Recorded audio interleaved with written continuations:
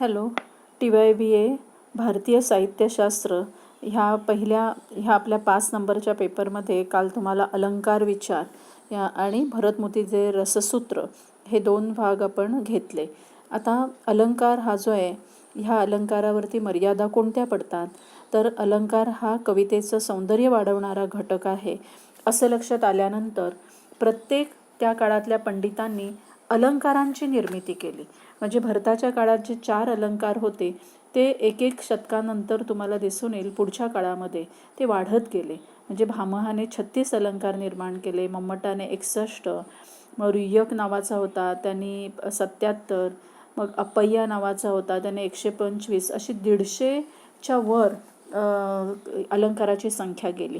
त्यामधून झालं काय की प्रमाणाच्या बाहेर अलंकारांचा वापर केल्यामुळे कवितेचा अर्थ हा रसिकांपर्यंत जाऊन पोचलाच नाही. नुसत्या शब्दांचं सौंदर्य, शब्दांचं बाह्य सौंदर्य, म्हणजे कसं आहे की शब्दांना एक अंतर्गत सौंदर्य असतं.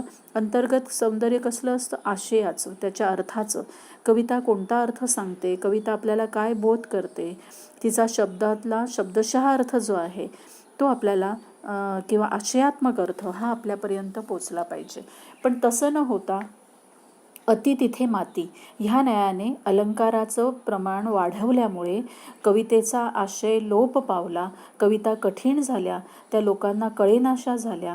कवी फक्त कठीण शब्दांचा वापर करून कठीण अलंकार वापरून स्पर्धा करू लागले आणि या मर्यादा अलंकाराच्या लेखनावरती पडल्या.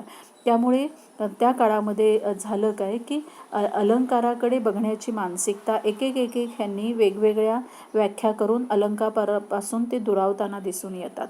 पुढे जो वक्रोक्ती विचार येतो की त्यांनी एवढ्या सगळ्या अलंकारामध्ये तुम्हाला दिसेल की त्या भामहाला वक्रोक्ती हा एकच अलंकार महत्त्वाचा वाटला आणि मग त्यांनी व्याख्या केल्या.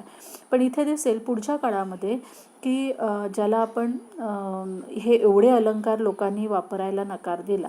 नवीन लोकांनी तर ह्या अलंकाराकडे नवीन कवींनी पाहिलंच नाही.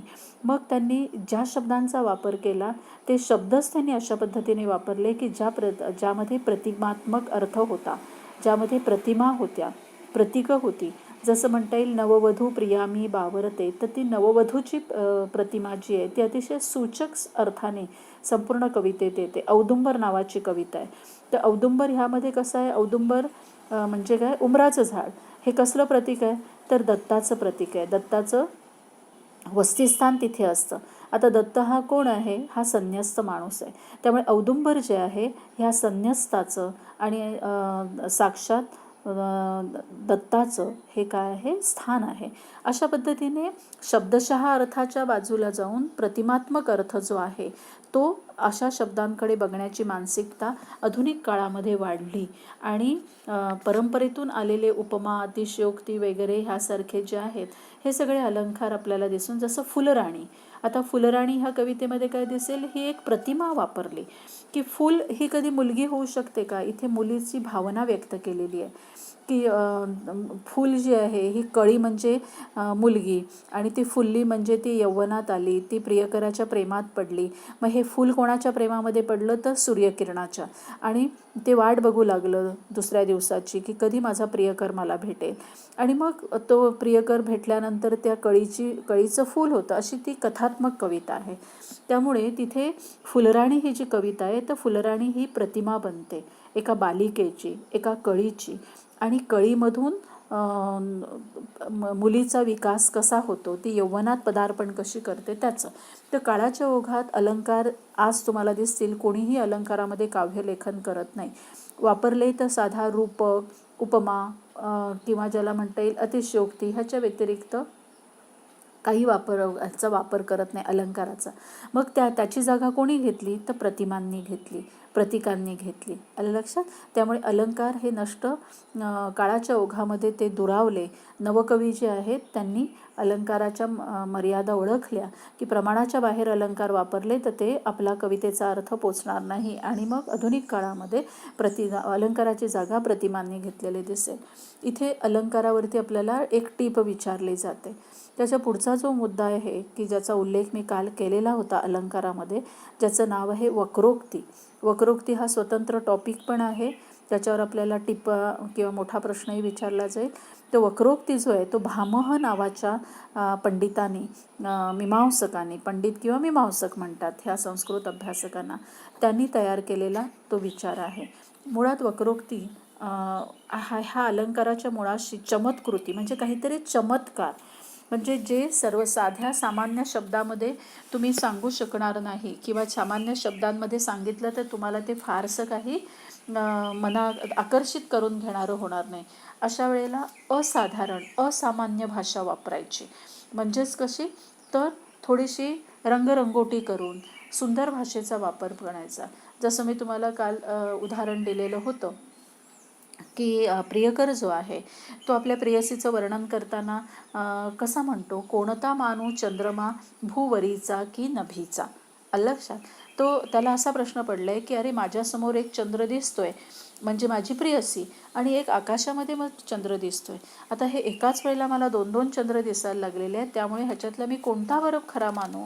आता इथे काय झालंय, तो डायरेक्ट तिला प्रेयसीला सरळ सरळ असं सांगत नाही की हे प्रिये तू फार सुंदर दिसतेस किंवा हे प्रिये तुझं मुख जे आहे ते चंद्रासारखं आहे. हा थोडी जास्त अतिशयोक्ती करतोय.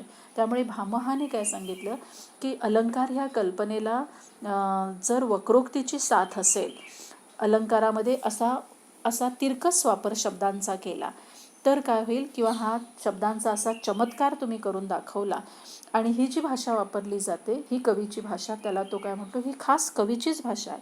ही रोजच्या व्यवहारातल्या सामान्य माणसाची भाषा नाही, ज्याला काय तो म्हणतो विदग्ध जन. विदग्ध म्हणजे कोण, तुमच्या आमच्यासारखे सामान्य माणसं. तर ही जी असामान्य लोकांची भाषा असते ती भाषा ज्या वेळेला एखादा चमत्कार दाखवते त्यावेळेला वक्रोक्ती हा अलंकार होतो. आणि हे लक्षण त्यांनी सांगितलं की काव्य म्हणजे काय, तर तो सांगतो काव्य म्हणजे ज्या ज्या ठिकाणी वक्रोक्ती आहे, ज्या ज्या ठिकाणी वक्रोक्तीचा अलौकिक शब्दांचा वापर कवीने केलेला आहे त्याला मी काव्य म्हणतो. आणि त्या काळामध्ये त्यांनी काव्याची व्याख्या जी आधीच्या काळातल्या लोकांनी काय केलेली होती की जिथे अलंकार आहेत त्यांना काव्य म्हणावं.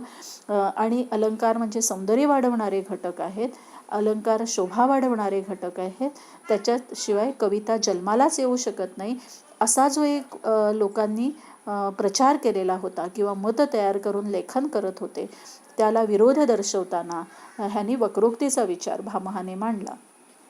आणि म्हणून तो म्हणतो की वक्रोक्ती हाच काव्याचा खरा अलंकार आहे. काव्यामध्ये सर्वत्र वक्रोक्तीच असते. आता वक्रोक्ती म्हणजे काय त्यांनी सांगितलं की जसं नाटकामध्ये अभिनय असतो, नायक जो आहे तो अभिनय करत असतो, नायक चेहऱ्यावरचे हावभाव आणि शब्द ह्यांचा जो अभिनय करतो, त्या ठिकाणी कशा पद्धतीने तुमच्या मनामध्ये त्याची जी ॲक्टिंग आहे त्या ॲक्टिंगमुळे तुम्ही लगेच समजता की हा राम आहे, ही सीता आहे, ही शकुंतला आहे, कारण त्यांची भाषा, त्यांनी केलेली वेशभूषा. तसं नाटकातील ह्या सगळ्याचं जे अभिनयाचं काम आहे, ॲक्टिंगचं काम आहे, हे काम वक्रोक्ती करत असते. काय म्हणतो तो की वक्रोक्ती अशा पद्धतीने आकर्षण निर्माण करते. वक्रोक्ती जी आहे ती थोडीशी अतिशयोक्तीच्या रूपाने तिचा वापर केला जातो.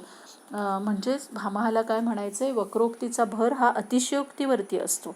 म्हणजे चंद्राकडे बघून तुम्ही असं म्हणू शकत नाही की हे माझ्या प्रियसीचं मुख आहे किंवा माझी प्रियसी चंद्रमुखी आहे. आता ही काय झाली, अतिशयोक्ती झाली की चंद्र आकाशात आहे आणि तिचं चंद्रासारखं मुख असेल तर ती कशी बोलेल, म्हणजे पण आपण अतिशयोक्ती केलेली आहे. म्हणून भामहाच्या मते वक्रोक्तीमध्ये अतिशयोक्ती असायला पाहिजे.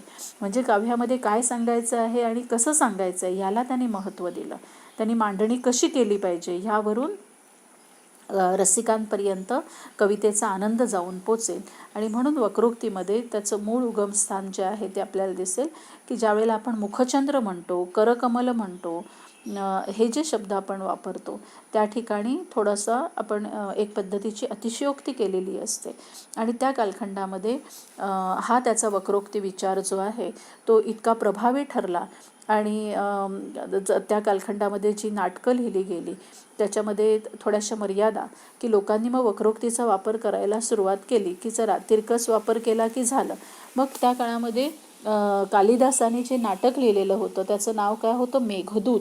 आता मेघदूत ह्याच्यामध्ये ह्या नाटकामध्ये कोणती कल्पना वापरलेली होती, तर आकाशातले जे मेघ आहेत ते ते निरोप घेऊन प्रेयसीकडे जातात. म्हणजे प्रियकराचा विरह जो आहे त्या विरहाचं दुःख, यातना मेघांच्या माध्यमातून कोणापर्यंत, प्रेयसीपर्यंत जातात. तर ही कल्पना कशी आहे की वेगळी आहे, की अरेच्छा तुम्ही चित्रपटात बोलतात की कबूतर जे आहे, कबूतर जा जा जा करून त्याच्यात चिठ्ठी दिली जाते आणि प्रियकराला निरोप. तसं त्या काळातली कल्पना काय होती, मेघदूत, की आकाशातला ढग जो आहे तो आता पाण्याने भरून आलेला आहे, त्याच्याकडे निरोप दिला तो तिकडे जाऊन बरसेल आणि आपल्या प्रियसीला आपला निरोप देईल की मी तुझ्या विरहामध्ये किती झुरतोय. तर ही जी मेघदूताची नाटकाची कल्पना आहे ती लोकांना इतकी आवडली की लोकांनी लगेच त्याची कॉपी करायला सुरुवात केली. आणि मग काय केलं, वायुदूत, इंदुदूत, म्हणजे कोणी वायूला पाठवलं, वायूला म्हणजे वाऱ्याला पाठवलं की वारा हा प्रेमाचा निरोप घेऊन जाणारा मध्यस्थ आहे.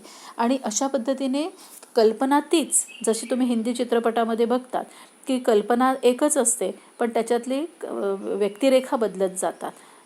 तशा पद्धतीच्या म्हणजे सुरुवात जी आहे की वक्रोक्तीची लोकांनी पुन्हा अशी अतिशयोक्ती करायला सुरुवात केली की नवीन असं काहीच नाही, पण ज्यावेळेला ही वक्रोक्ती नवीन होती, ह्याचा वापर नाविन्यपूर्ण केला जात होता, त्यावेळेला वक्रोक्ती हे लोकांना आवडू लागलेलं होतं.